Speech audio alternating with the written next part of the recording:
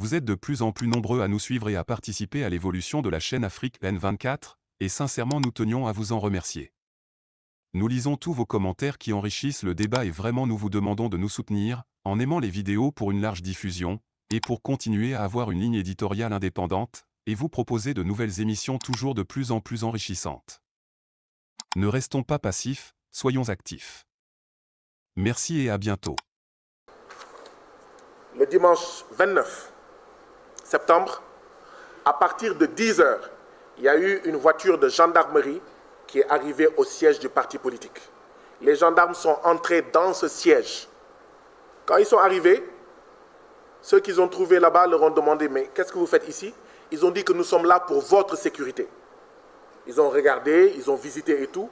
Puis ils sont allés se garer devant le siège sur l'autre côté du trottoir. Il y avait une rue entre le siège du parti politique et là où la voiture de la gendarmerie était garée. Depuis 10 h du matin, quand nous arrivions au siège, quand nous sommes descendus de la voiture pour entrer dans le siège, moi j'ai aperçu la voiture de la gendarmerie qui était là-bas depuis 10 h. C'est une voiture de gendarmerie immatriculée 7701 ou 7101. Nous avons la vidéo de la voiture de la gendarmerie parce qu'on a été obligé de zoomer parce que la vidéo a été prise de très loin. C'est pour ça que je dis 7701 ou 7101. Ceux qui sont des techniciens peuvent comprendre que quand on zoome un numéro de plaque d'immatriculation, oui, vous pouvez faire des confusions entre un 7 et un 1. Le numéro de la plaque d'immatriculation de la gendarmerie togolaise, qui était depuis 10 h au siège de ce parti politique et qui y était encore quand je suis arrivé sur les lieux, était 7701 ou 7101. Et cette voiture de la gendarmerie, elle n'a quitté les lieux que quand la violence a commencé. Elle n'a quitté les lieux que quand les sévices corporels ont commencé. Elle n'a quitté les lieux que quand les tortures ont commencé. Parce que oui, nous avons été torturés publiquement. Et cela fait peur et froid au dos. Parce que si publiquement, à 16 h, en plein jour, à visage découvert, des gens, plus d'une cinquantaine, peuvent torturer publiquement des gens, qu'est-ce qui se passe alors quand il n'y a ni caméra, ni téléphone portable, ni micro, ni CEDEAO, ni député comme Guy Marius Sagna, ni journaliste? Que vit alors au quotidien le peuple togolais? Qu'est-ce à dire? C'est mon avis. Cela a été planifié. Ce qui s'est passé lors de cette réunion a été planifié. Arrêtons-nous un instant sur l'idée d'une planification de cette agression.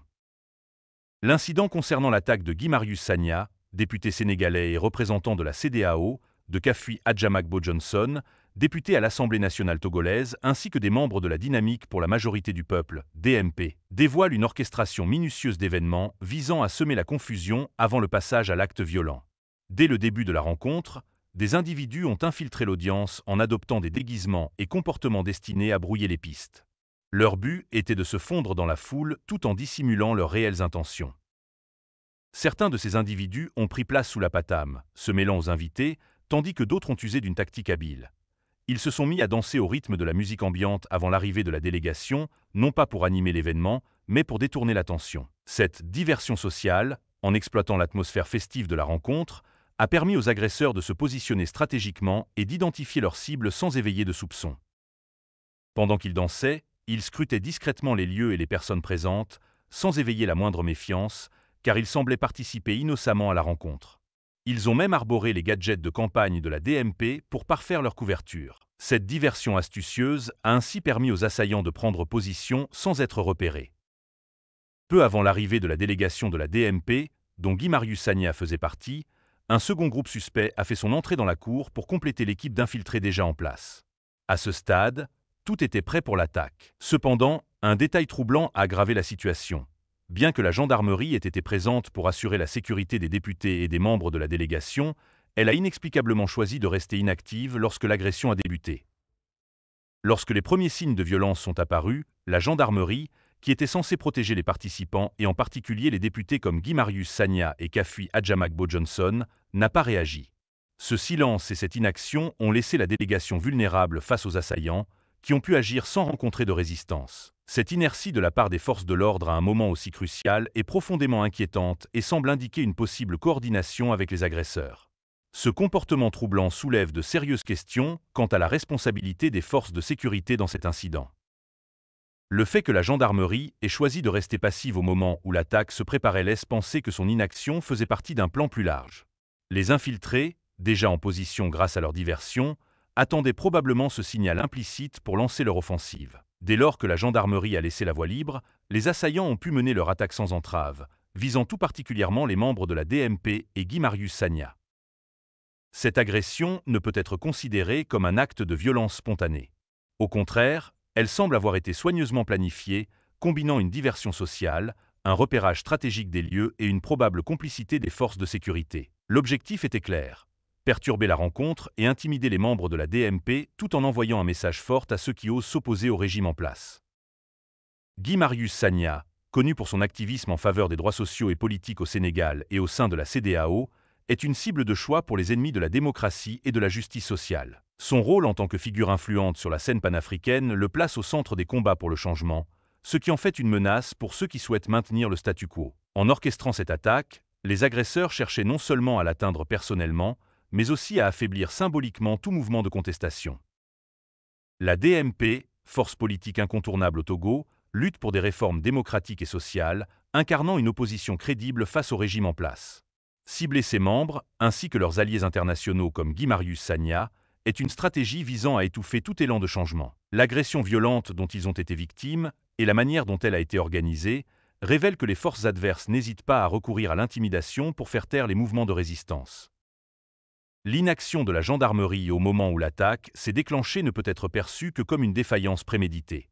En refusant d'intervenir, les forces de l'ordre ont laissé la délégation de la DMP sans protection, facilitant ainsi l'agression. Cet abandon soulève de sérieuses préoccupations concernant une éventuelle complicité entre certains acteurs de l'État et les assaillants, ou, au minimum, une négligence grave de la part des forces de sécurité. Cet événement est un rappel brutal pour les mouvements sociaux et politiques œuvrant dans des contextes hostiles. Il souligne la nécessité de rester vigilant face aux menaces externes, mais aussi d'anticiper les failles internes au sein des dispositifs de sécurité. L'inaction de la gendarmerie, en ne remplissant pas son devoir de protection des députés, a ouvert la voie à cette agression, renforçant l'idée que cet acte était orchestré et soutenu par des forces hostiles au changement. L'attaque contre Guy Marius Sagna, contre Kafui Adjamakbo Johnson et les membres de la DMP témoigne des dangers auxquels sont confrontés les militants politiques en Afrique. Leur combat pour la démocratie et la justice sociale continue de se heurter à des violences et des intimidations orchestrées, souvent soutenues par des institutions censées protéger les citoyens et leurs représentants. Le gouvernement du Togo n'a pas interdit la réunion qui s'est tenue le 29 parce qu'il ne pouvait pas l'interdire. Le gouvernement du Togo n'avait même pas interdit la réunion de la paroisse. Tous ceux qui disent que la réunion qui devait se tenir à la paroisse était interdite ne disent pas la vérité. Parce que moi, je n'ai pas reçu un arrêté d'interdiction. La présidente du Parlement, lors de la réunion, n'a pas brandi un arrêté d'interdiction. Les organisateurs qui avaient loué et payé la salle à la paroisse n'avaient pas reçu un arrêté d'interdiction. Donc, aucune réunion n'avait été interdite. Tout ce qu'on nous avait dit, c'est que le gouvernement rappelle que en matière de réunion au Togo, il y a une loi, il faut informer, il faut une autorisation, quelque chose comme ça. Mais jamais il n'a été question d'interdiction. Si le Parlement de la CEDEAO parle d'interdiction de réunion, le Parlement de la CEDEAO ne dit pas la vérité. Si le bureau du Parlement de la CEDEAO parle d'interdiction de réunion, le bureau de la CEDEAO ne dit pas la vérité. Si le gouvernement togolais parle d'interdiction de réunion, le gouvernement togolais ne dit pas la vérité. Il ne pourra pas montrer un arrêté, un acte administratif qui interdisait la réunion à la paroisse, ni au siège du parti politique.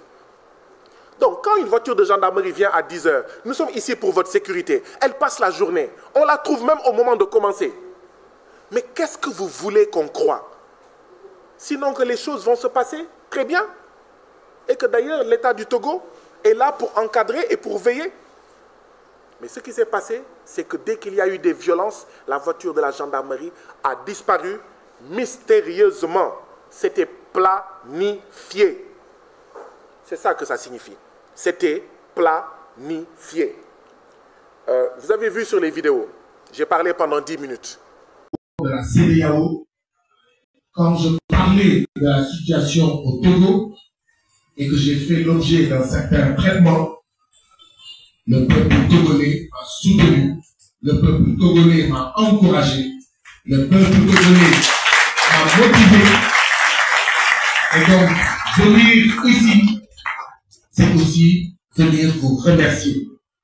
C'est dire que vos messages d'encouragement me sont allés droit au cœur, que vos messages d'encouragement m'ont fait sentir moins seul dans ce Parlement de la CEDEAO, qui pour moi est un Parlement néocolonial, est un Parlement au service des chefs d'État et non un Parlement au service des peuples africains.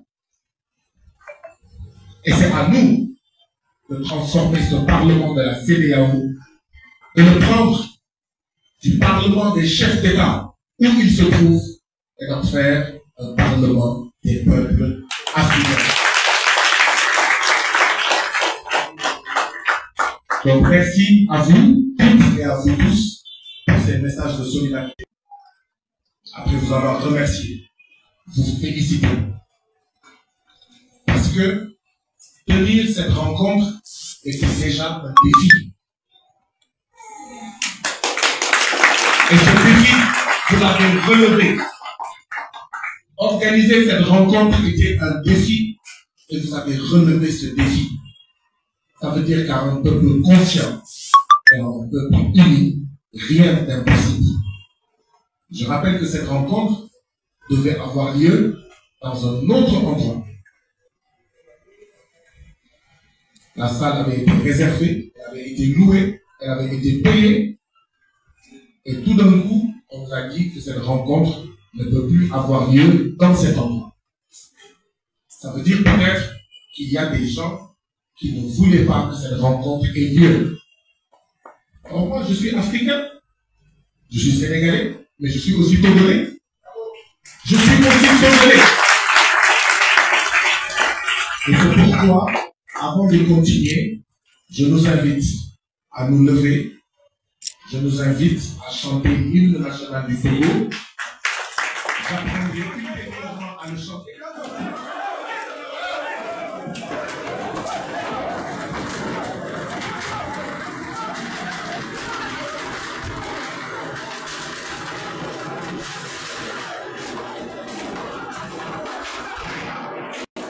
Lesquels de mes propos pouvaient justifier ce déluge, ce tsunami de violence perpétré sur plus d'une vingtaine de Togolais, d'une députée qui est née en 1958, qui a l'âge de leur mère, députée à l'Assemblée nationale du Togo. Elle a été bastonnée sous mes yeux. C'est extrêmement grave. Lequel de mes propos dans ces 10 minutes pouvait justifier ou expliquer qu'il y ait ce déluge et ce tsunami de violence inouïe qui s'est abattu sur moi? Aucun, à mon avis. Aucun. Vous avez vu, j'ai parlé pendant 10 minutes, j'ai dit je suis togolais, chantons l'hymne national du Togo. Et boum. Vous vous en souvenez? Chantons l'hymne national du Togo et boum. Alors, vous allez comprendre tout de suite.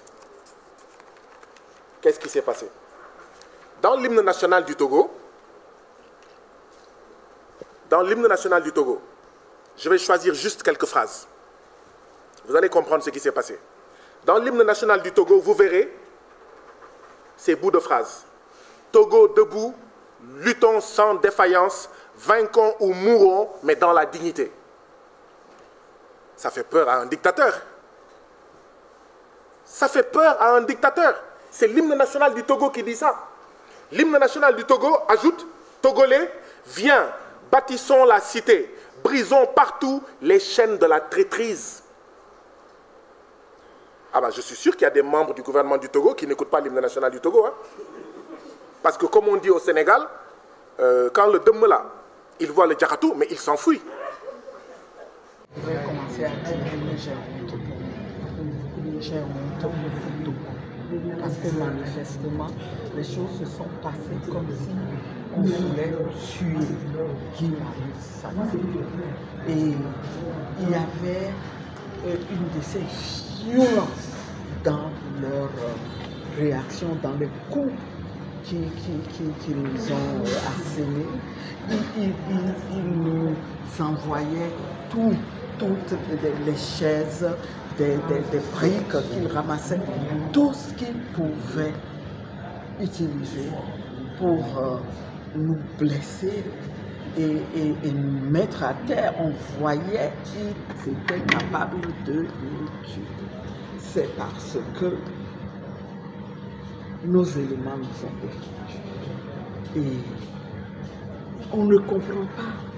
La réunion a commencé calmement. Guy Marius Sagna était en train d'expliquer pourquoi il était là, de remercier les Togolais parce qu'ils savent que les Togolais soutiennent son combat et qu'il y avait des Togolais qui ont rendu public des communiqués en soutien à Guy Marius Sagna lorsqu'il a connu des problèmes à Abuja. Et donc, tout allait tranquillement. Et juste au moment où il a dit « chantons l'hymne national togolais », c'est comme si c'était l'élément déclencheur.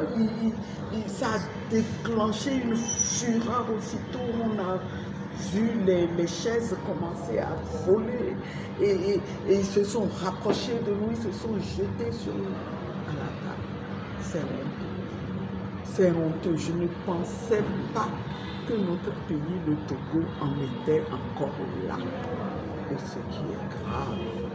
ce qui est grave, les nôtres ont identifié plusieurs éléments, au moins une dizaine d'éléments. Il s'agit de gens qui sont venus du SCRIC et de la DPJ. Les gens ont les noms. Et donc, c'est honteux. Et ce qui était encore curieux, c'est que c'est depuis 10 heures dans la matinée qu'un contingent de la gendarmerie est arrivé pendant que nous étions en train de nous organiser. Et donc, les nôtres les ont interrogés. Ils ont dit non, soyez sans crainte. Nous sommes là pour votre sécurité. C'est pour vous protéger. Mais curieusement, quand la violence a commencé, ils n'ont rien fait. Ils n'ont rien fait. Ils n'ont pas du tout bougé. Ils ont laissé faire. Et quand ils ont fini de tout détruire et de nous démolir,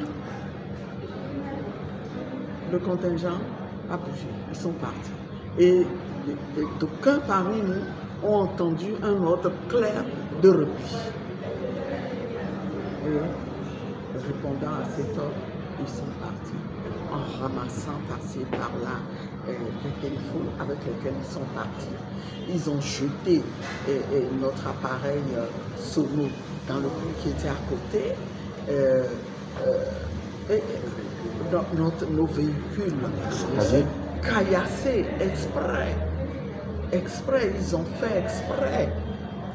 Parce que quand j'ai pu sortir et que j'entrais dans le véhicule, en fait, c'est comme si ils voulaient faire plus mal encore.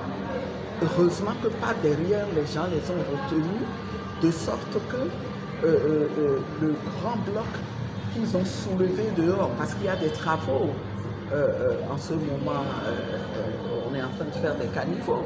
Et donc, on les a tirés par derrière, ce qui a amorti le choc, ce qui fait que ils ont cassé le pare-brise, mais je n'ai pas reçu le bloc. Vous savez, tout ce qui se passe là n'entendent rien de la transition. Parce que le Togo, c'est notre pays et c'est nous qui allons le transformer. Le Togo changera, il faut qu'il change. Il faut qu'il change. Nous avons vu Sagna baigner dans le sang. Quel est l'état de ta santé? Il a reçu des premiers soins, des soins de qualité. Il est sous soins. C'est après que j'ai compris, parce que je ne connais, quand je disais chantons l'hymne national du Togo, c'était pour faire honneur au Togo et aux Togolais. Je ne connaissais pas les paroles. C'est après, pendant mon séjour à la clinique du Togo, que j'ai essayé de chercher. Parce que j'ai essayé de comprendre pourquoi est-ce que des Togolais nous sautent dessus au moment où on dit « chantons l'hymne national du Togo ». Dans cet hymne national, il est écrit quelque part « Et nous te jurons toujours fidélité et aimer, servir, se dépasser ». Il est clair que ceux qui trahissent le Togo ne peuvent pas entendre l'hymne national du Togo.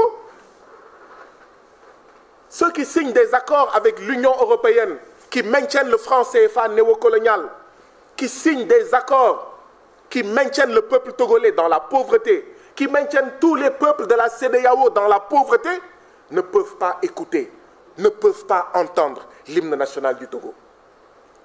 Dans cet hymne national du Togo, il est dit « Faire encore de toi, sans nous lasser, Togo chéri, l'or de l'humanité ». Je répète, faire encore de toi, sans nous lasser, c'est-à-dire sans nous fatiguer.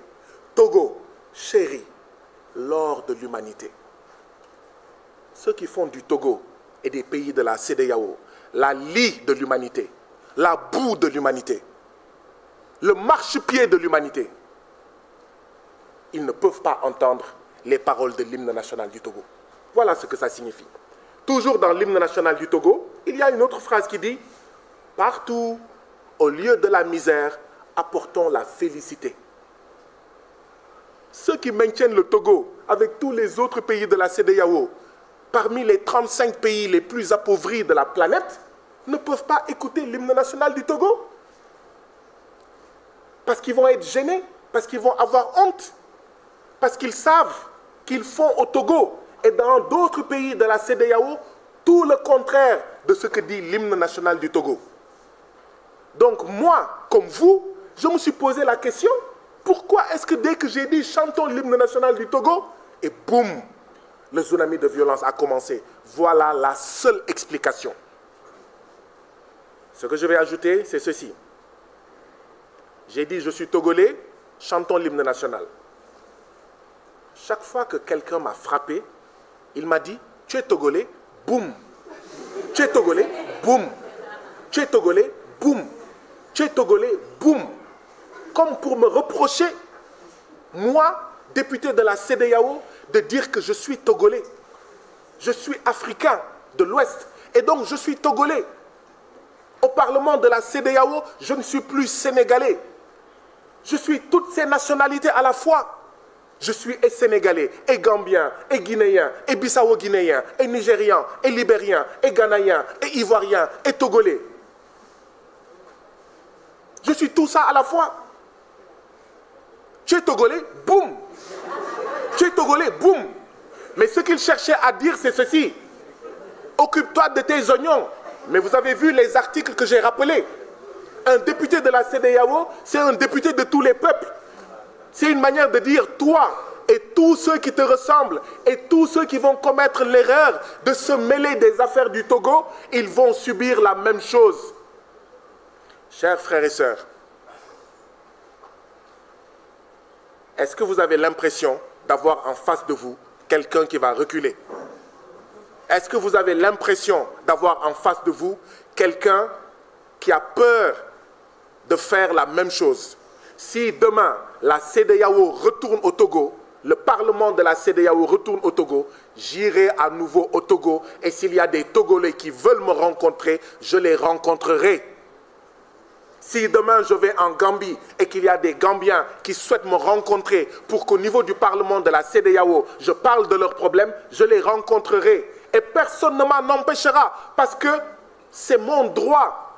Ce n'est pas un droit, c'est mon obligation. Je n'ai pas le choix.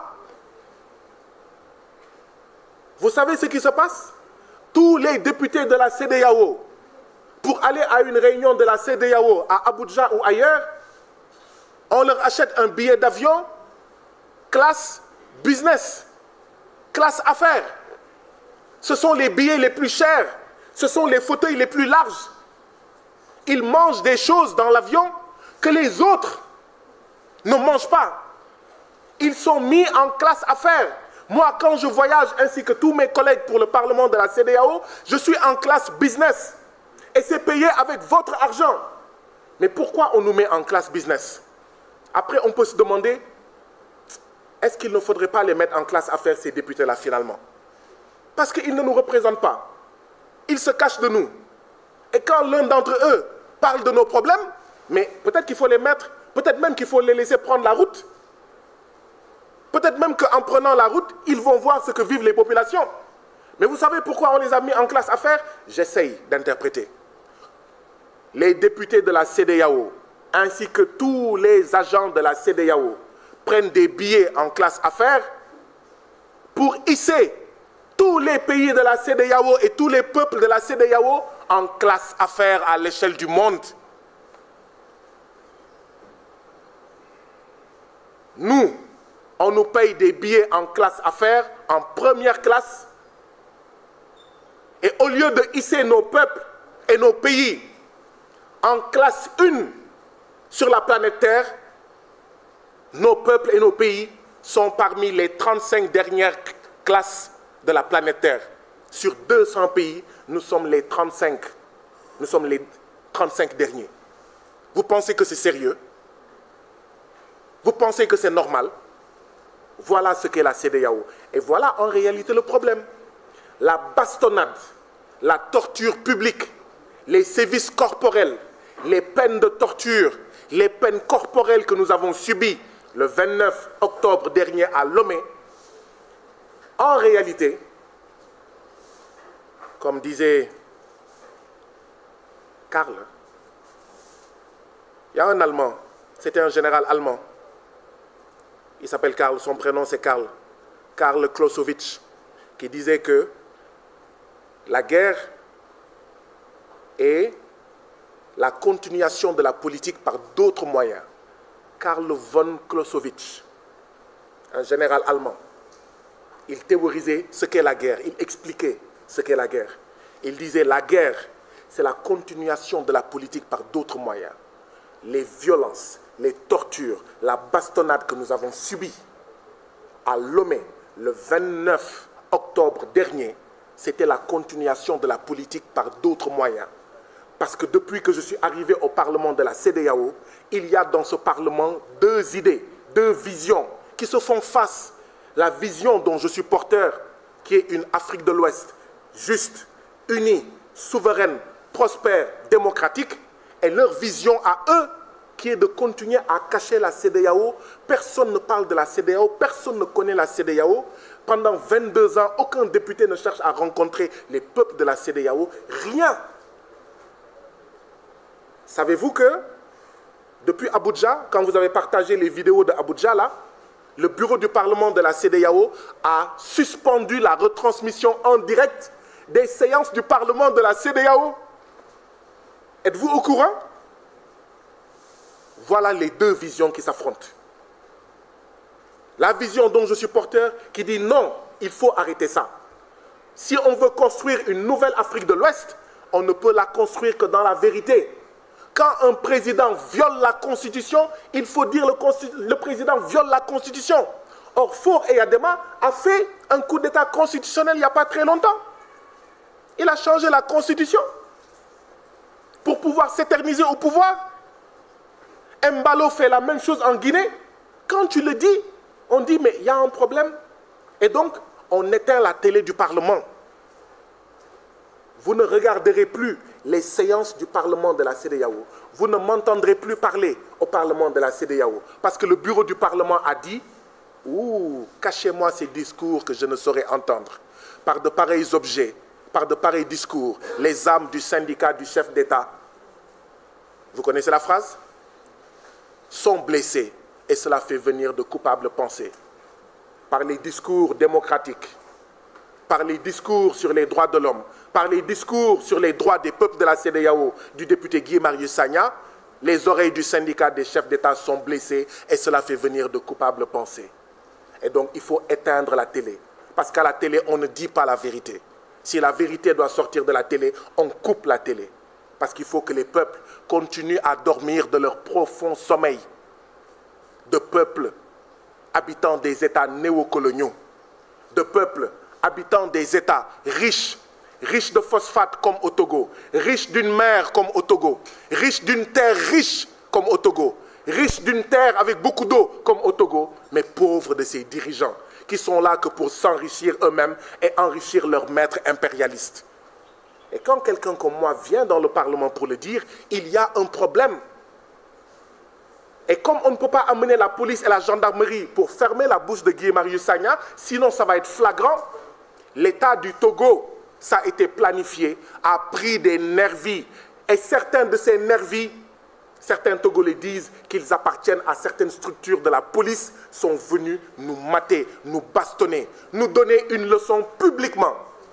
Ah oui, c'est vous qui faites les intelligents là, c'est vous qui faites les révolutionnaires et les anti-impérialistes là. On va vous donner une sacrée raclée. Sauf qu'ils sont des crétins.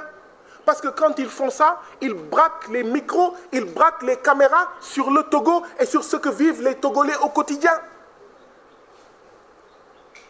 L'objet de cette conférence de presse, ce n'est pas de parler de Guy Marius Sagna, mais de ce que vivent certains peuples africains dans l'anonymat et qui est grave. Et qui est grave. Extrêmement grave et ça ne peut pas continuer. Vous vous rendez compte ? Depuis dimanche, j'ai appris que c'est aujourd'hui, certainement parce qu'ils sont au courant de ma conférence de presse, c'est aujourd'hui que le bureau du Parlement de la CEDEAO vient de faire tomber un communiqué. Depuis dimanche, où le sang a coulé, où on a bastonné 20 personnes, en majorité des Togolais jusqu'au sang, c'est aujourd'hui que le Parlement de la CEDEAO sort un communiqué, alors que la police togolaise, ça fait 2 jours qu'elle a sorti un communiqué. Donc ce Parlement-là, c'est bien le Parlement des chefs d'État. Ce Parlement-là, c'est bien le Parlement du syndicat des chefs d'État et non le Parlement des peuples. Nous avions confiance parce que la présidente du Parlement de la CEDEAO habite au Togo, mais on se dit, mais ce n'est pas grave. Ce n'est pas parce qu'elle est togolaise, on est au Togo, que les choses ne vont pas se faire dans les règles de l'art. Mais notre confiance a été trahie. Le gouvernement du Togo a fait pression. Et je vous ai lu ce que dit l'acte additionnel. L'acte additionnel est très clair. Un député de la CEDEAO doit prêter serment avant de devenir député de la CEDEAO. Et dans sa prestation de serment, le député de la CEDEAO dit les mots suivants. Je m'engage sur l'honneur à servir fidèlement les intérêts des populations de la communauté et à ne céder à aucune pression directe ou indirecte d'un État membre ou d'un autre groupe. Je ne céderai sur la pression d'aucun gouvernement togolais ou autre pour m'empêcher de parler au nom des peuples. Je ne céderai pas, je ne céderai à aucune pression. Je parlerai au nom de tous les peuples. Si je ne sais pas, je ne sais pas. Mais si je sais, une fois qu'un peuple m'a dit « voilà ce que je vis », aucune pression ne m'empêchera de le dire. Aucune pression de tout gouvernement au niveau de la CEDEAO ne m'empêchera de rencontrer ceux que je représente et qui habitent en Côte d'Ivoire, au Ghana, au Nigeria, etc. La question maintenant est celle-ci. Est-ce que la CEDEAO va protéger les députés de la CEDEAO? Parce que finalement, être député de la CEDEAO est dangereux. Attention, il y a députés de la CEDEAO, il y a mangeurs de la CEDEAO. Les mangeurs de la CEDEAO sont ceux qui sont des députés, mais qui viennent pour manger, pour... Quand on était à Lomé, le samedi, le vendredi soir, le président de l'Assemblée nationale du Togo a rencontré les députés du Parlement de la CEDEAO. Il les a invités à dîner. Moi, je ne suis pas parti. Et je l'ai dit au bureau du Parlement de la CEDEAO, je leur ai dit, je ne suis pas intéressé à rencontrer le président de l'Assemblée nationale du Togo. Ce qui m'intéresse, c'est de rencontrer les Togolais. Savez-vous que chaque fois que le Parlement de la CEDEAO se réunit quelque part, le dernier jour, c'est pour dîner ou excursion. Je leur ai dit, moi, je n'irai pas à l'excursion, ça ne m'intéresse pas. Ce qui m'intéresse, moi, c'est de faire une excursion avec le peuple togolais pour savoir ce qu'il vit, pour comprendre ce qu'il vit, pour entendre ses aspirations, pour entendre ses préoccupations, afin que je sois, moi, la caisse de résonance du peuple du Togo, du peuple de Gambie, du peuple ivoirien, nigérien, libérien, Sierra Leone, au niveau du Parlement de la CEDEAO. Vous, députés, venez prendre votre argent, ne faites pas votre travail et rentrez chez vous. Ne dites rien. Je suis contre cette option. Je ne suis pas d'accord avec cette option. Et tant que je serai député de la CEDEAO, je continuerai à me battre pour ça. Maintenant, si les gens ne veulent plus que je sois député de la CEDEAO, ils savent ce qu'il leur reste à faire. Deux choses.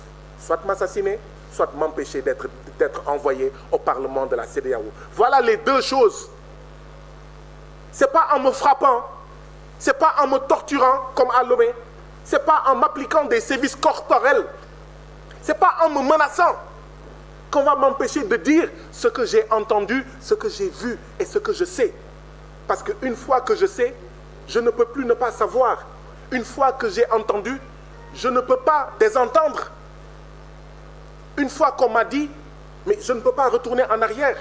Je suis obligé de poser des questions, d'interpeller. Voilà ce qui s'est passé. J'espère avoir été suffisamment clair. Le Parlement de la CEDEAO, dans la nuit du dimanche au lundi, au lieu de faire un communiqué, vient de faire tout de suite un communiqué.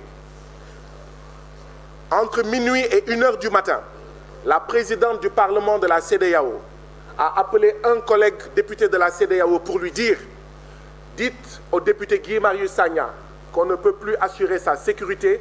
Nous lui avons acheté un billet d'avion par Air Côte d'Ivoire. Il rentre le lendemain matin à la première heure. » Vous vous rendez compte? Et puis le Parlement, le bureau dit « Nous ne pouvons plus assurer la sécurité du député Guy Marius Sagna. » Comme si ma sécurité avait une fois été leur préoccupation. Figurez-vous que le Parlement de la CEDEAO n'est pas venu à la clinique. Mais bien sûr, moi je n'attendais pas qu'ils viennent me rendre visite. Mais qu'ils aillent rendre visite à plus de 20 Togolais, bastonnés jusqu'au sang.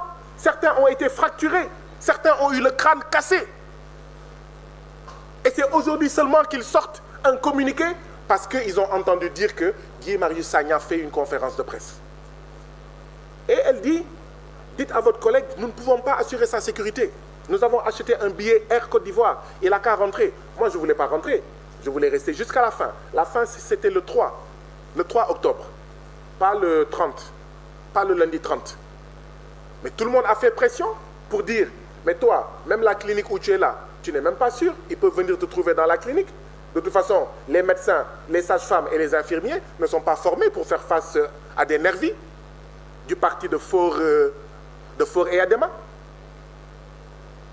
Et c'est l'occasion pour moi de remercier le gouvernement du Sénégal, de remercier la ministre de l'intégration africaine et des Sénégalais de l'extérieur, Madame Yacine Fall, ainsi que Monsieur Ali Ndao, mes chargés d'affaires au niveau en fait de l'ambassade du Sénégal au Togo, parce que dans la nuit du dimanche au lundi, devant toutes les pressions, tout le monde a dit « Guy Marius Sagna, s'il te plaît, viens passer la nuit au Sénégal », c'est-à-dire en territoire sénégalais qui se trouve au Togo.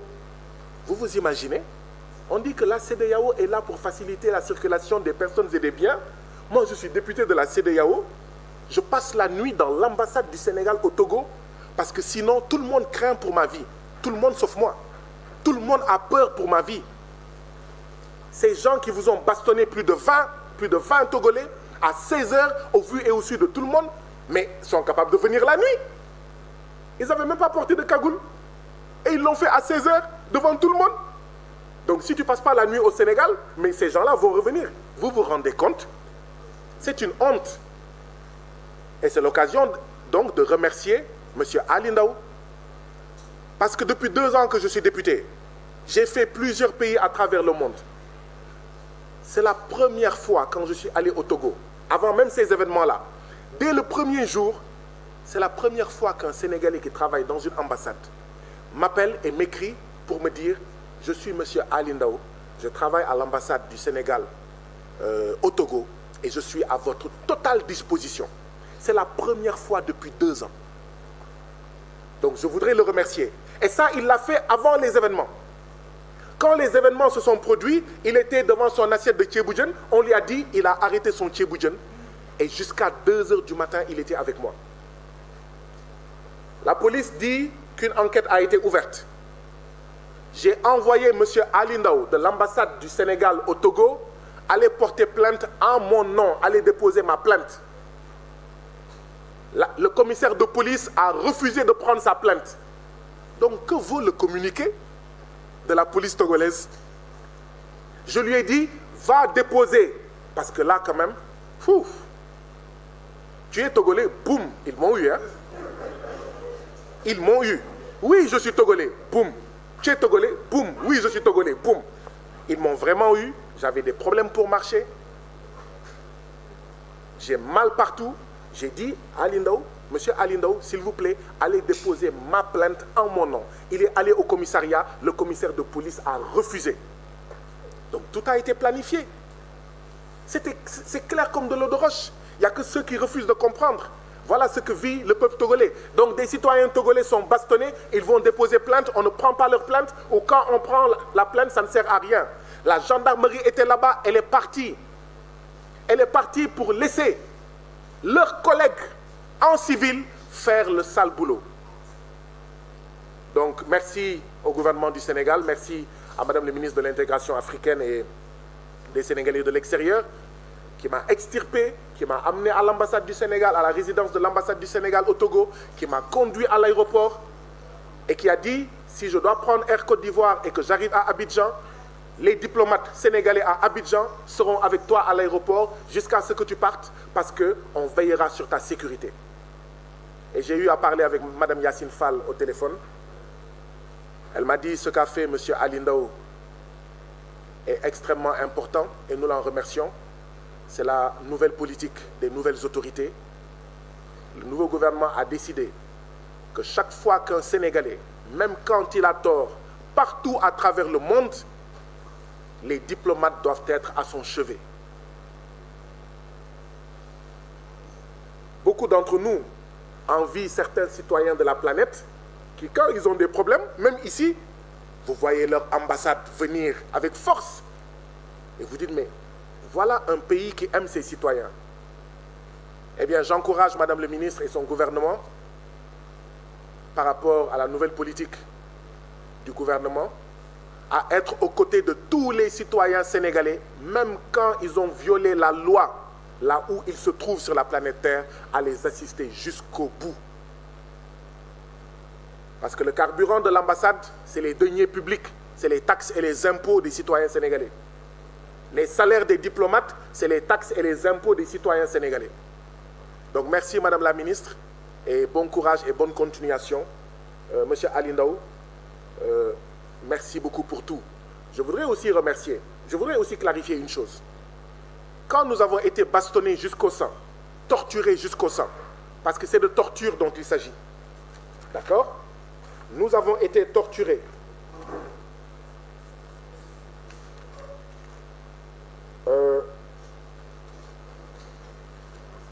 Tous les Togolais que j'ai rencontrés, depuis les événements dramatiques, tous les Togolais que j'ai rencontrés à la clinique, à l'aéroport, à la résidence, etc., même depuis que je suis venu, tous les Togolais que j'ai rencontrés me disent la même chose. Monsieur Guy Marius Sagna, nous avons honte. Excuse-nous. Je voudrais dire ici clairement ce que j'ai répondu à ces Togolais. Vous n'avez pas à avoir honte parce que vous n'êtes responsable en rien de ce qui m'est arrivé. Vous n'êtes pas responsable des tortures, des sévices corporels et de la violence physique que j'ai fait l'objet et dont ont fait l'objet une vingtaine de Togolais. Parce que, comme j'ai l'habitude de le dire, il y a le Sénégal digne et le Sénégal indigne. Mais il y a aussi le Togo digne et le Togo indigne. C'est le Togo indigne qui est responsable de cela. Mais vous, vous êtes le Togo digne. Vous n'avez pas à avoir honte, à noircir ou à rougir du fait que le parti au pouvoir, le régime, le gouvernement a planifié une torture de plus d'une vingtaine d'Ouest-Africains parce qu'ils avaient commis un seul crime, celui de dynamiser le Parlement de la CEDEAO, celui de donner corps à l'expression CEDEAO des peuples. Voilà le crime que nous avons commis. Et ce crime, on va continuer à le payer. La question est celle-ci. Est-ce que dans chaque pays où je vais aller, la CEDEAO, le Parlement, comme les chefs d'État, vont permettre que je sois bastonné, que je sois violenté jusqu'au sang parce que je veux rencontrer les citoyens? Voilà la question qu'il faut se poser. Parce que sinon, ils vont m'assassiner. Et leur objectif même, c'est de m'assassiner. Pour servir leurs intérêts et pour servir les intérêts de leurs maîtres français. Les Français disent que je fais partie d'un des plus grands ennemis de la France au Sénégal, en Afrique. Bon, je ne suis pas un ennemi de la France. Par contre, je revendique le fait que je suis un ennemi de la France-Afrique. Je suis un ennemi de l'impérialisme français. Parce qu'il y a une différence entre la France et la France-Afrique. Il y a une différence entre la France et l'impérialisme français. J'assume pleinement et je continuerai à me battre pour que la France-Afrique sorte définitivement du Sénégal, de l'Afrique de l'Ouest et de toute l'Afrique. Mais pas seulement l'impérialisme français, tous les autres impérialistes. Nous devons libérer l'Afrique. Nous nous battons, nous nous sommes battus pour un Sénégal souverain, juste et prospère. On est en train de dérouler. On va continuer la lutte pour une Afrique souveraine, unie, prospère, juste et démocratique. Donc ça, ce n'est pas négociable. Et ça sera au prix de notre vie, ça sera au prix de notre vie. Ce n'est pas négociable. Maintenant, qu'allez-vous faire, vous, chef d'État de la CEDEAO? Qu'allez-vous faire, vous, Parlement de la CEDEAO? Et aucune règle ne pourra m'empêcher de rencontrer les citoyens de la communauté. Et je vous interpelle aussi, vous, citoyens de la CEDEAO. Parce que ce que je fais, je pense le faire conformément au texte. Je pense le faire pour vous, citoyens de la CEDEAO, parce que je suis votre serviteur au Parlement de la CEDEAO. Allez-vous continuer à regarder et à assister cette mascarade, ce simulacre de Parlement, cette simulacre de CEDEAO, une CEDEAO des chefs d'État? Allez-vous continuer à accepter ça? Allez-vous continuer à accepter que des députés qui veulent sortir de la CEDEAO des États et du syndicat des chefs d'État et veulent entrer dans la CEDEAO des peuples, qu'ils soient bastonnés, qu'ils soient assassinés? Allez-vous accepter cela? Allez-vous continuer à accepter cela? Parce que si vous continuez à l'accepter, peut-être que nous devrions aller rester chez nous. Parce que comme on dit dans la sagesse populaire sénégalaise, nit loko tek mu nangu ko dagan na. À une personne qui accepte son oppression, mais voilà, parce que, comme on dit, on ne libère pas un peuple. Un peuple se libère. Un peuple se libère. Personne ne libérera les peuples de la CEDEAO. C'est au peuple de la CEDEAO de se libérer eux-mêmes. Maintenant, moi, je suis un citoyen, membre des peuples de la CEDEAO. Je joue mon rôle. Mais si en jouant ce rôle, les citoyens de la CEDEAO se taisent, ne font rien et sont inertes, mais on va m'assassiner. Sylvanus Olympio, premier président du Togo, a été assassiné. Il était contre le franc CFA. Il était contre beaucoup de choses. Il a été assassiné devant l'ambassade des États-Unis au Togo. D'ailleurs, je crois que les États-Unis devraient pouvoir dire qu'est-ce qui s'est passé. Parce qu'il a été exfiltré. Qu'est-ce qui s'est passé pour qu'il soit assassiné devant l'ambassade des États-Unis au Togo? Sylvanus Olympio. Eh bien, c'est ceux qui ont assassiné Sylvanus Olympio, mais qui nous ont cassé la figure le 29 octobre dernier à Lomé. C'est aussi simple que ça. C'est ceux qui me cassent la figure dans le Parlement de la CEDEAO, qui m'empêchent de parler, qui coupent la télévision du Parlement, mais c'est ceux-là aussi qui m'ont cassé la figure, qui m'ont violenté le 29 mars, le 29 octobre, le 29 septembre. Merci pour la correction. Alors, je pourrais en parler, en rajouter, en redire. partager avec vous beaucoup d'anecdotes.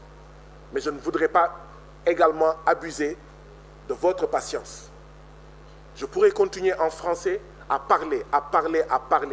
Figurez-vous que samedi, oui, samedi, donc la veille de la réunion où il y a eu ce tsunami de torture et de violence, j'ai présidé une réunion de ma commission compte public du Parlement de la CEDEAO. Et je découvre, lors de cette réunion, que le Parlement de la CEDEAO, qui est chargé notamment d'émettre des avis sur les rapports d'audit qui ont été produits sur toutes les institutions et agences de la CEDEAO, le Parlement de la CEDEAO n'avait jamais émis d'avis par rapport à ces rapports d'audit. Jamais. Vous vous rendez compte? Je reprends. Toutes les institutions et agences de la CEDEAO font l'objet chaque année d'audits. Le Parlement est une institution de la CEDEAO. La Commission est une institution de la CEDEAO. Le GIABA est une institution de la CEDEAO, etc., etc. Il y a une commission de la CEDEAO sur la santé, sur ceci, sur cela. Chaque année, ils sont audités. Le Parlement est chargé d'émettre des avis quand il reçoit les rapports d'audit.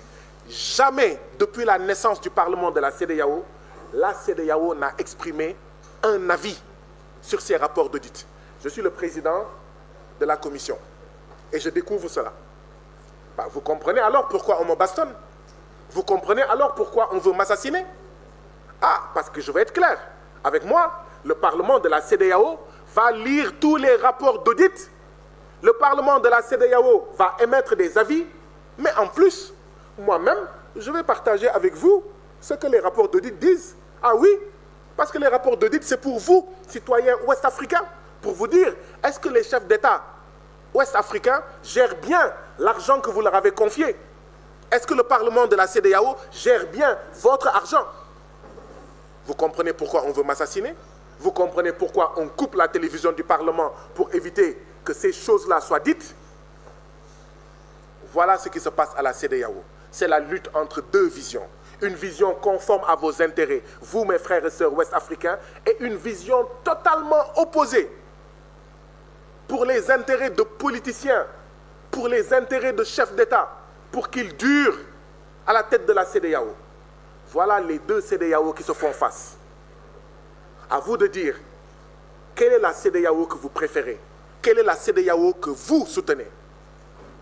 Et je vous encourage, s'il y a des choses dans ma posture que vous trouvez ne pas être bonnes, que vous trouvez ne pas être fidèles à vos intérêts, n'hésitez pas à me le dire.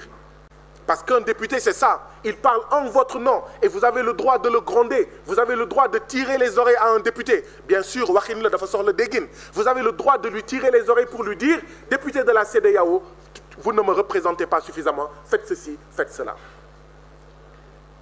Je crois qu'en français, j'en ai suffisamment dit. C'est bon? Maintenant?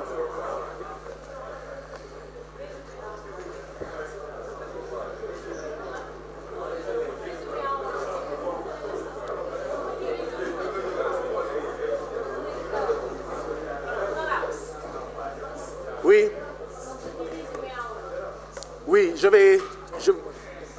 Oui, oui. Mais pourtant, vous auriez pu demander si on a acheté à manger pour qu'on reste là jusqu'à 16 h. Mais comme vous êtes pressé de rentrer, on va arrêter le déjeuner. On va arrêter le déjeuner, c'est pas grave. Non, en fait, je suis heureux de revoir certains visages. Les visages de cette presse sénégalaise, multiples, variés et divers. Visages que j'aurais pu ne pas revoir.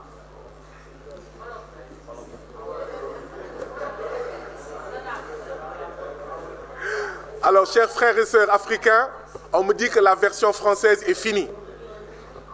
Donc, j'ai essayé de dire tout ce que je pouvais dire. Il en reste énormément. Mais maintenant,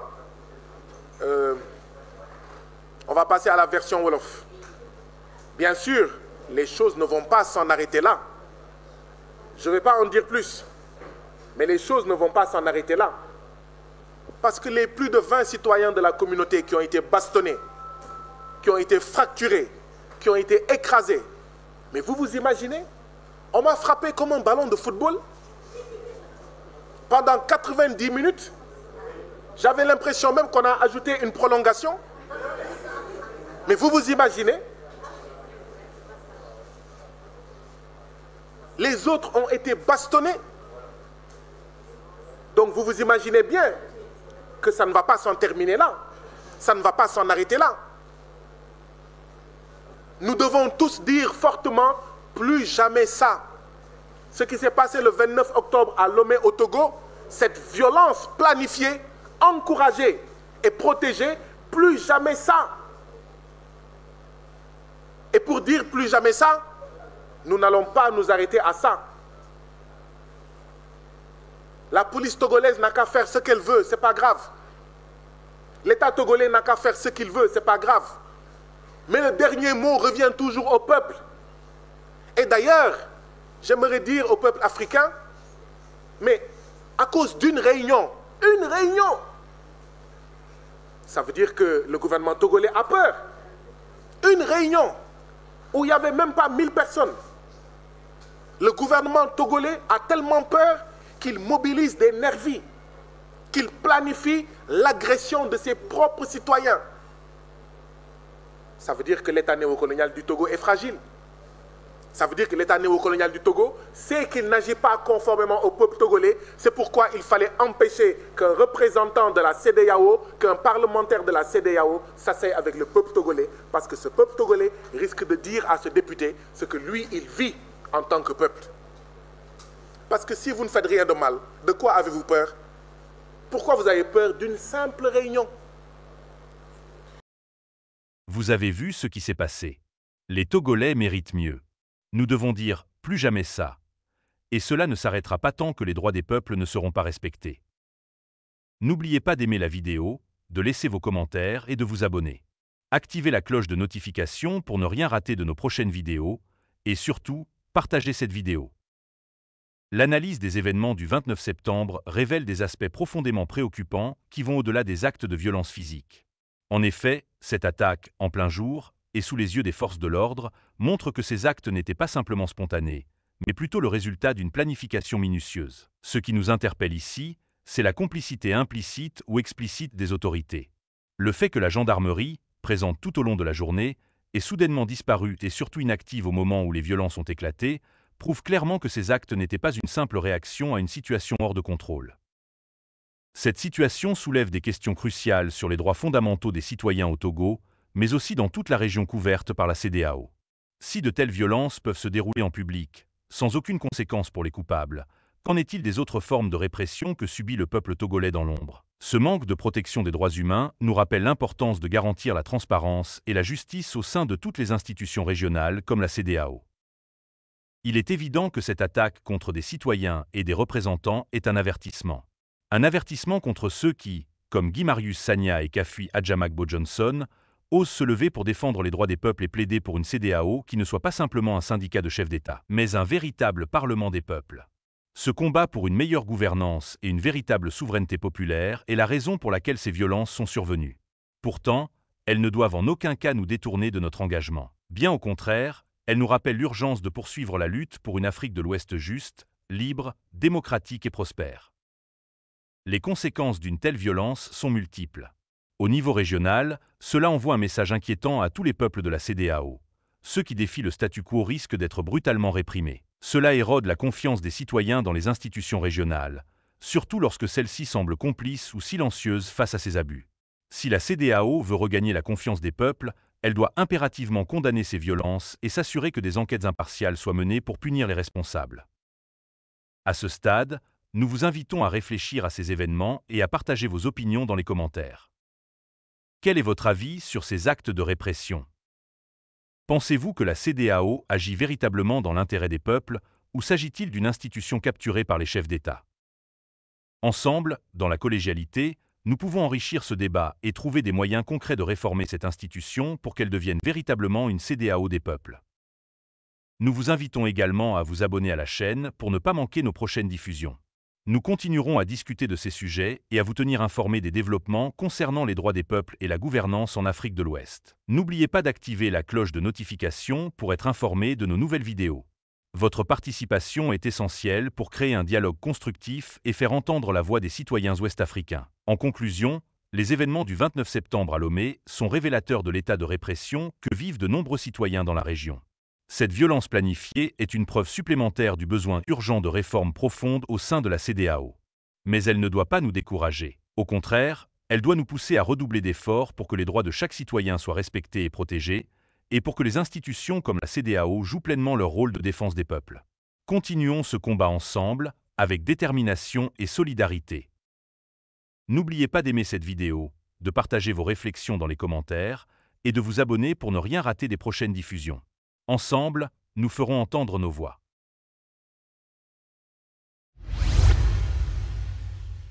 Likez la vidéo si ce n'est pas déjà fait. Laissez aussi votre point de vue en commentaire. Abonnez-vous et cliquez aussi sur la petite cloche de notification pour ne rien rater de nos prochaines vidéos. N'oubliez pas de partager aussi la vidéo et de la liker.